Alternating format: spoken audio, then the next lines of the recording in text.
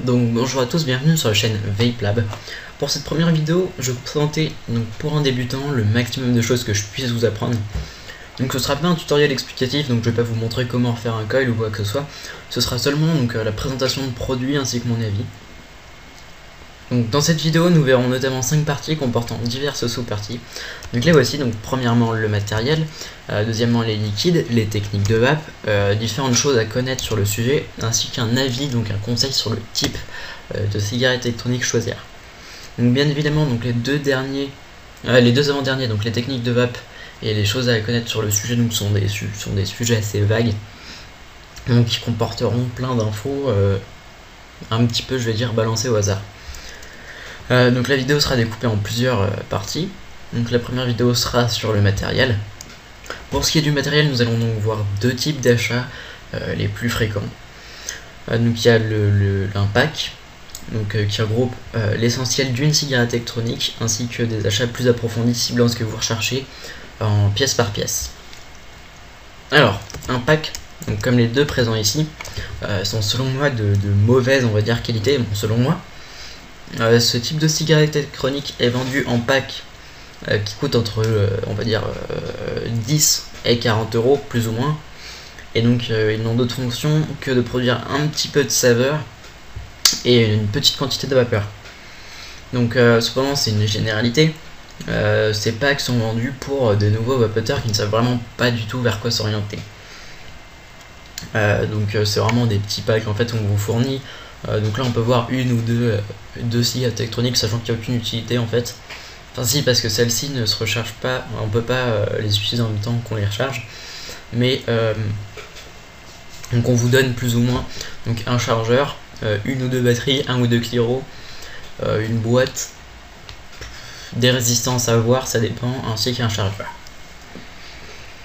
Donc à l'heure actuelle, il existe sur internet ainsi qu'en boutique des packs bien plus performants. Tels que ceci, donc à gauche Lego One et à droite un setup en fait de chez Aspire, donc avec une batterie CF Sub-Ohm accompagnée de l'Atlantis. Ces packs coûtent entre on va dire 40 et ils vont jusqu'à 100 euros, 100 euros étant exagéré. Ils produisent bien plus de fumée et sont peu connus en fait, parce que c'est des produits qui vont plutôt convenir à des vapoteurs intermédiaires voire expérimentés. Donc un vapoteur expérimenté ou intermédiaire va pas se pencher vers un pack on va dire de découverte, il va plutôt se pencher sur un achat pièce par pièce, donc plus approfondi. Donc c'est pour ça que selon moi ces kits sont pas très connus, et même dans certains magasins je vois des personnes qui ont par exemple à gauche avec Lego One en fait qui est vendu en pack, mais qui est aussi vendu en pièces détachées, donc c'est à dire la batterie ainsi que le cliromiseur. Donc je vois souvent des gens qui ont le cliromiseur mais pas avec cette batterie là. Donc vraiment c'est des produits qui conviennent pas forcément dans un pack, parce que c'est plutôt pour des achats pour des personnes plus expérimentées. Donc pour finir sur les packs qui restent selon moi trop vagues, on les conseille de base en magasin, mais restent selon moi limités au niveau de l'utilisation, dans le sens où en fait on nous donne quelque chose sans nous expliquer. Donc on nous dit rechargez-la comme ça, allumez-la comme ça, éteignez-la comme ça, utilisez-la comme ça, changer la résistance comme ça, et on nous explique pas à quoi ça sert en fait.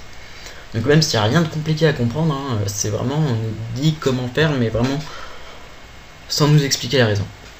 Et la plupart du temps. Bon après, il reste un très bon début pour un nouveau vapoteur, reste à choisir le bon modèle.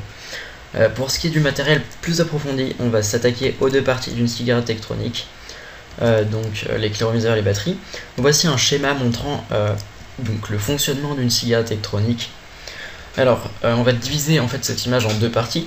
Donc la partie supérieure et inférieure, donc qui s'arrêtera à la batterie. Donc pour la partie inférieure, donc on a uniquement la batterie en fait. C'est une partie donc qui sera juste rechargeable et qui permettra de poser le cliromiseur. Donc il n'y a rien de spécial. Après chaque batterie plus ou moins spécifique. De nos jours, il y a des batteries qui ont même l'heure en fait. Donc voilà, après tout dépend de votre batterie. Il y en a qui ont juste trois fonctions, donc allumer, éteindre, utiliser. Il y en a qui ont un menu, il y en a vraiment qui sont à voltage variable, etc. Et donc ensuite on va faire toute la partie supérieure, donc le cliromiseur en fait. Alors tout en haut on a le drip tip, Donc il en existe des centaines, voire peut-être même des milliers, j'en ai aucune idée. Moi c'est vraiment pas une partie qui m'intéresse, mais vous pouvez vraiment changer de drip type comme il vous convient. Il y en a, enfin vraiment il y en a des longs, des petits, des fins, des épais, des gros, il y a vraiment selon vos goûts, il y en a toutes les couleurs. Ensuite donc on a atomiseur tube, donc c'est le tank. C'est là qu'en fait sera votre liquide. Et donc l'atomiseur tube reviendra avec la base, il contiendra donc la résistance, donc atomiseur head, qui en fait donc c'est la résistance. Atomiseur head, c'est la chambre de combustion du liquide. Donc en fait le liquide sera continuellement déversé dans cette partie et il mènera à une combustion qui produira de la vapeur. Et donc ensuite atomiseur base, en fait c'est là qu'on va fixer sa résistance et qu'on va rejoindre le tank. Et on va fixer cette base donc sur la batterie. Donc premièrement donc on va avoir la partie haute en fait de la cigarette électronique, donc autrement dit les cliromiseurs. Le prix d'un cliromiseur varie énormément, il va globalement de 5 à 100 euros, 100 euros étant exagéré mais envisageable encore une fois. Donc on retourne sur de l'entrée de gamme, des petits cliros entre 2,90 et maximum 20 euros. 2,90 c'est vraiment le moins cher que j'ai trouvé. Après peut-être que dans un vraiment petit magasin qui est pas connu, vous pourrez peut-être trouver des cliros à 1 euro, qui sait. Donc à gauche ici on a le Stardust V3 qui est inconnu pour moi, donc c'est celui-ci qui coûte 2,90, et à droite le K1 de chez Aspire au prix de 9 euros. Donc ce sont deux petits cliros à monter sur des petites batteries. En général ces cliros sont livrés avec plusieurs résistances à changer très rapidement en fait. Ils conviennent selon moi qu'aux personnes recherchant de petits modèles en alternative à la cigarette ou simplement pour découvrir la cigarette électronique. Donc ces modèles conviennent parfaitement en fait à l'alternative pour la cigarette, dans le sens où en fait, donc je reviendrai dessus après avec la suite sur les cliromiseurs, mais je vais d'abord expliquer pour ces cliromiseurs là. En fait on va pouvoir vaper sans aucun problème sur du 16 mg, on s'adaptera très vite au 16 mg, tout simplement parce que ça délivre vraiment très peu de vapeur, et donc il n'y a vraiment aucun problème pour pouvoir vaper sur du 16 mg. Et donc ça va vraiment, à chaque fois qu'on tirera une barre, on va pas avoir beaucoup de vapeur, donc comme la fumée d'une cigarette normale, et on va vraiment sentir la nicotine, on va vraiment sentir quelque chose en gorge, ça va vraiment être très serré. Et donc c'est vraiment pour moi, si on veut vraiment juste une alternative à la cigarette, si on veut pas vraiment de la vape, pour moi ça reste le meilleur modèle. Donc par contre dans mon souvenir ces modèles fuient très souvent et sont très peu résistants, donc ce qui entre autres selon moi résulte du prix. Donc en milieu de gamme sont présents tous les cliros ayant une forte valeur sur leur résistance. Tac. Toutes les valeurs au-dessus d'un ohm délivrent beaucoup, enfin moyennement voire beaucoup de puissance. Ces cliros valent entre on va dire 15 et 40 euros. Leur utilisation est limitée actuellement, donc dû à l'apparition du sub-ohm que je vais présenter de suite après le milieu de gamme. Donc le milieu de gamme actuel étant l'ancien haut de gamme en fait, donc qui a été remplacé par le sub-ohm. Donc ici l'aérotank turbo à gauche et l'aérotank à droite de respectivement 1,8 ohm et 1,5 ohm. On reste sur du milieu de gamme notamment avec l'aérotank turbo à gauche qui fait fonctionner deux résistances d'1,8 ohm en même temps. Donc bon, sur le milieu de gamme en fait on a eu de plus en plus de drippers, donc les drippers qu'on verra tout à la fin des cliros qui sont apparus, et donc les industriels en fait logiquement on va dire perdent de l'argent à cause des drippers, donc qui sont des reconstructibles, on va en reparler juste après. Et donc les fabricants tels que Aspire par exemple ou Kangertech donc se sont lancés sur des résistances sub-ohm qu'ils ont adaptées dans leur cliro. Donc on va voir juste après le milieu de gamme. Et donc en fait c'est ça qui a fait disparaître le milieu de gamme qui en fait n'a pas duré très longtemps. Donc pour finir l'haut de gamme actuel, directement à gauche, alors on a l'Arctic de chez Horizon, au milieu l'Atlantis 2 d'Aspire, et à droite le Subtank Mini deuxième version de chez Kangertech. Donc ces trois cliros ont la particularité d'avoir une résistance sub-ohm, ce qui signifie que la résistance indique une valeur de ohm inférieure à 1, Ici l'Arctic a une résistance de 0,2 et 0,5 ohms, l'Atlantis de 0,3 0,5 et le Subtank Mini de 0,5 ohms. Ce qui assure une vape entre 20 et c'est plus ou moins annoncé comme ça, entre 20 et 80 watts pour l'Arctic, donc avec la résistance de 0,2 ohms. Ces claireaux sont très réputés pour produire des quantités énormes de vapeur. Cependant il faut y mettre le prix, donc pour un claireau sub-ohm il faut compter entre 20 euros. 20 € c'est le prix du High Subtank de chez Inokin, donc qui a une résistance sub-ohm, et un maximum de 100 € encore, que tout à l'heure comme je l'ai dit c'est exagéré mais envisageable. Certains peuvent coûter encore plus cher. Bon, après par exemple l'Atlantis 2 au prix de 40 €. Donc en fait pour finir en fait sur l'eau de gamme, ils sont apparus en fait parce que la puissance délivrée en watts pour un clairomiseur se calcule donc par voltage au carré divisé par l'intensité par la valeur de la résistance. Donc c'est à dire que si on a par exemple une batterie qui est à 4,2 volts, donc notre claireau va délivrer 4,2 fois 4,2, donc ce qui va faire entre environ 20, et on divise par exemple pour l'Atlantis, pour le Subtank, divisé par 0,5, ce qui va multiplier par 2, et hop, ça nous fait une valeur beaucoup plus intéressante que de faire 4,2 fois 4,2 multiplié par 1,8, donc pour par exemple l'aérosol turbo. Donc c'est pour ça qu'ils sont apparus. Donc pour finir, sur les claireaux, les drippers, donc ils sont inconnus pour moi car ils sont peu attirants. Ils consistent à refaire une résistance soi-même avec un fil conducteur et du coton. Alors un dripper n'a pas de tank en fait, ce qui signifie que le coton doit être alimenté en permanence par du liquide. Les drippers font des amas de fumée mais restent moyennement coûteux et plus appropriés pour vapeur d'intérieur. Donc puisqu'on est obligé d'alimenter en permanence, je me vois mal personnellement en tout cas être dans la rue et toutes les 3 secondes avoir ma bonbonne de liquide et en mettre dans le dripper. Donc les drippers sont également conseillés pour des bricoleurs dans le sens où il faut refaire sa résistance. On va expliquer globalement le fonctionnement d'un dripper. Donc en fait on a donc un drip tip qui est sur le top cap, donc la partie en fait qui recouvre la base. Donc tout ça en fait recouvre la base, et dans la base en fait on a des plots sur lesquels on va ajuster comme je l'ai dit juste avant un métal dans lequel on va mettre du coton, et donc là ça va en fait nous refaire notre propre résistance.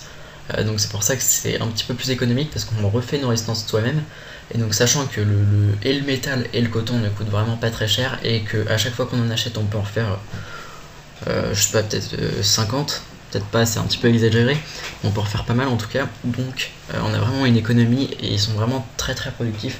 Seulement moi le seul problème pour moi pour les drippers c'est qu'il n'y a pas de tank et je me vois très mal tout le temps avec mon liquide. Donc pour en finir avec les clairomiseurs, tous marchent sur le même principe, donc une résistance contenant des mèches, du coton ou autre, qui conduit à une combustion du liquide, contenu dans le réservoir ou non pour les drippers. Cette résistance s'abîme, s'use, il faut donc la changer.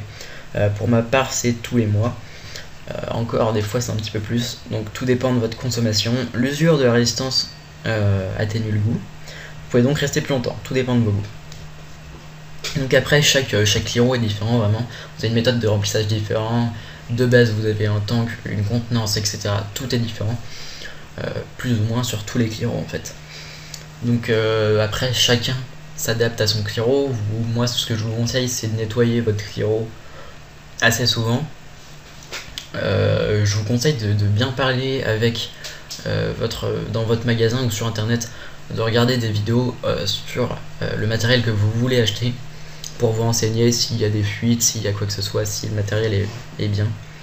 Donc il me semble à peu près avoir tout dit sur les claireaux. La conclusion sera à la fin du matériel. Donc passons désormais aux batteries. On va faire une généralité en les appelant batteries sans se soucier de certains modes méca ou électro, de box ou autres termes.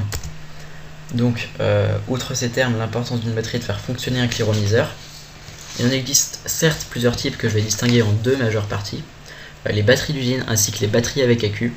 Simple distinction, les batteries d'usine sont comme un téléphone portable, il n'y a qu'une seule batterie qui peut être rechargée, tandis que les batteries avec accu en fait sont juste un endroit où on place l'accu, et donc chaque accu en fait est une batterie. et donc on va pouvoir replacer un accu à chaque fois. Donc on recharge l'accu, en fait on recharge pas la batterie, donc c'est à dire que si on a 3 accus, on va pouvoir tenir 3, enfin on va pouvoir tenir jusqu'à 3 accus, donc l'équivalent de 3 batteries, sans avoir à recharger. Nous allons donc voir très rapidement les différents types de batteries. Donc pour les batteries d'usine, on les distingue simplement par leurs autonomies. Il y a ensuite la question du voltage variable ou non, de l'intensité, etc. et de supporter le sub-ohm. Donc ici à gauche la batterie est gotée, donc à seulement 9 €, qui convient parfaitement avec les petits cléromiseurs du même prix. Donc tout à l'heure le Stardust V3 à 2,90 €, donc ce qui nous fait un total de 11 €. C'est plutôt pas mal. Avec les petits elle supporte en aucun cas les cléros de milieu de gamme ou haut de gamme cités précédemment, tout du moins ils ne sont pas faits pour cette batterie. Par exemple, l'aérotank turbo associé à cette batterie ne livrera pas toute la vapeur qu'il est possible de faire. Au milieu, donc on a la Mini Sniper 2 à 25 €. Elle a une tension variable, donc ce qui signifie qu'on va très bien pouvoir utiliser le Stardust V3 qui est très bas de gamme, donc on va dire 3,3 volts, et elle pourra très bien utiliser l'aérotank turbo qui est à, je sais pas, peut-être 4 volts ou 4,2 ou 4,8, je sais pas. Donc bien qu'elle soit puissante, elle ne convient pas au cléromiseur en sub-ohm, contrairement à la dernière batterie, donc la E-Stick 50 watts, et qui elle délivre une plage entre 0,2 et 5 ohms, donc ce qui tolère plus ou moins tous les cléromiseurs, et la possibilité de varier entre 2 et 50 watts, qui coûte 55 €. Donc les batteries d'usine, comme je les appelle, sont en constante évolution et dotées de très bonnes performances. Donc je vais jamais aller vers les modes avec accu. Je vais donc pas m'attarder dessus, si ce n'est pour dire que les modes avec accu ont la possibilité de s'adapter. L'accu saura s'adapter à la résistance du cléromiseur, c'est pour cela qu'ils sont souvent associés aux drippers qui ont délivré des valeurs un petit peu spéciales, donc parfois en sub-ohm, avant les cléromiseurs industriels en fait. Pour finir sur le matériel, je vous conseillerais simplement de prendre ce qui vous correspond de base. Si vous voulez simplement une petite cigarette, prenez un pack Ego qui vous coûtera moins de 15 €. Après vous avez toutes sortes de liquides. Si vous voulez une vape intense, donc je pense plutôt ça conviendra plutôt à des personnes en fait qui ne fument pas forcément et qui ne cherchent pas une alternative à la cigarette mais qui veulent de la vapeur. Prenez un pack directement, soit un pack milieu de gamme, donc quelque chose qui sera à forte valeur mais toujours pas en sub-ohm, ou prenez directement un pack sub-ohm qui vous coûtera un petit peu cher mais au moins vous passerez pas du bas de gamme au milieu de gamme au haut de gamme. Donc il existe toujours l'équivalence des premiers drippers associés au mode avec accu avec des choses toutes prêtes. Donc désormais c'est plus la peine de vraiment aller vers les reconstructibles. Il y a vraiment tout de disponible, on va dire. Je vous conseille donc de partir sur du tout fait et par la suite en apprenant. Donc si jamais ça vous tente d'aller vers du reconstructible qui reste bien plus personnel, on va dire. Pour entretenir votre matériel, donc comme annoncé précédemment, changez la résistance quand vous le sentez nécessaire. Pour ma part, possédant un Atlantis, je vous conseille de nettoyer le plus souvent possible votre cléromiseur. Donc pas la peine de le faire toutes les semaines, mais une fois toutes les 2-3 semaines ça peut s'avérer utile. Moi ça me redonne vraiment du goût et une sensation de propreté, dans le sens où le drip tip est vraiment large et il y a souvent en fait du liquide qui reste dans le drip tip. Donc le nettoyer vraiment, on a vraiment une sensation agréable. Finalement pas besoin d'entretien pour la batterie si ce n'est la recharger. Voici pour ce qui est de la partie matérielle. J'oublie sûrement des choses. Si vous avez de quelconques questions à me poser, n'hésitez pas, j'y répondrai avec joie. Sur ce, merci d'avoir regardé la vidéo. N'hésitez pas à vous abonner, à aimer la vidéo et à laisser un petit commentaire sur cette vidéo. Bonne vape à tous.